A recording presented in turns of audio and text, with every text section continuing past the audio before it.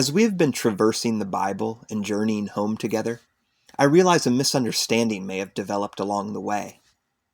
Often, I have juxtaposed our earthly home and our heavenly home, setting them up in bitter opposition, two entirely different countries vying for our allegiance.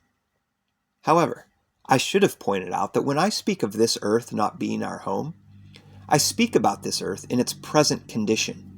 Earth and heaven are not necessarily two completely distinct kingdoms, at least not in the future. There are Bible passages that seem to indicate not a total destruction of earth, but a total renewal of earth. Now, such discussions can become quite complicated, since there are also scripture passages that do seem to imply a total destruction of earth. I think the extreme extent of the renewal that will take place and the limitations of human language might possibly be the cause of the confusion. When something is going to be completely transformed, should we use language expressing that the original is being restored or remade? Or we could even use the word rebirthed. But is not such a word almost paradoxical? I think that while certainly interesting to ponder, the mystery doesn't need to be solved. The main point remains. The Bible as a whole speaks of earth not as being annihilated, but as being brought into an existence more real and glorious than ever before. In many ways, the destiny of earth is much the same as the destiny of redeemed humanity. The Apostle Paul illuminates this truth for us in Romans 8.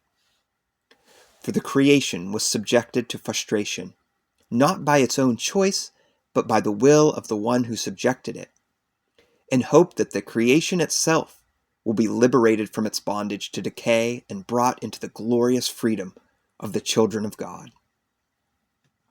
Humanity's choice in paradise to reject God's rule and eat the forbidden fruit had devastating consequences, not just for us, humanity, but for the created world as a whole.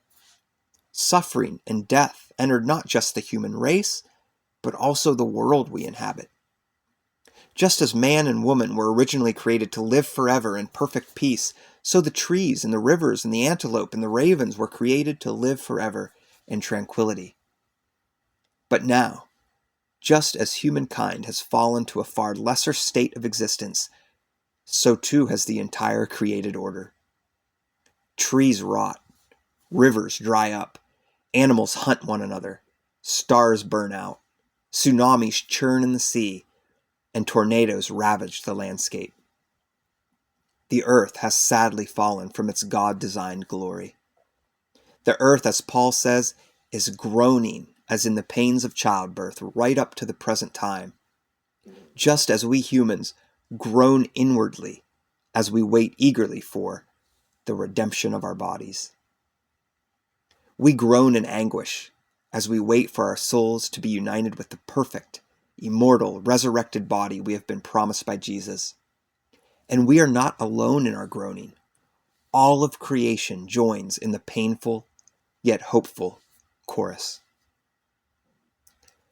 Earth in its current state, marred by the ugliness of sin, still offers us glimpses of awe-inspiring beauty.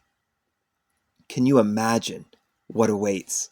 Can you imagine Earth totally transformed, rebirthed into its perfect beauty and goodness?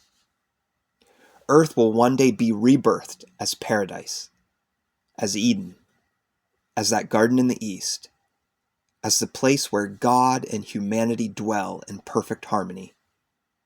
Earth will be rebirthed as our true home.